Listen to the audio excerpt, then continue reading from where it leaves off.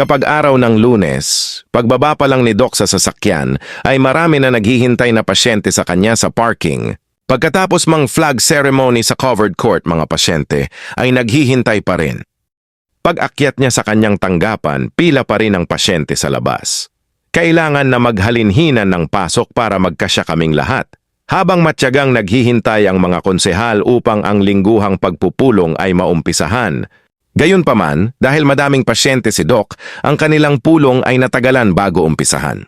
Pagkatapos ng sesyon sa bulwagan ng Sangguniang Bayan, pasyente pa rin ang kanyang tinitingnan. Pagbaba namin at pagpunta sa ibang tanggapan, pasyente pa rin ang kadaupan. At habang nanananghalian, aba Doc, baka pwedeng kumain ka muna naman. Tama na yan. Ay, tubig wala, no? Oo, ay tubig bawal, ah. Pagkaubos ng pagkain, larga agad at may oras pa raw siya mag-clinic. Nagtawag mang ilang pasyente at yung isang pasyente nung nakaraang linggo na sadya niyang pinabalik. Hay naku ka, Doc. Marunong ka pa po bang magpahinga?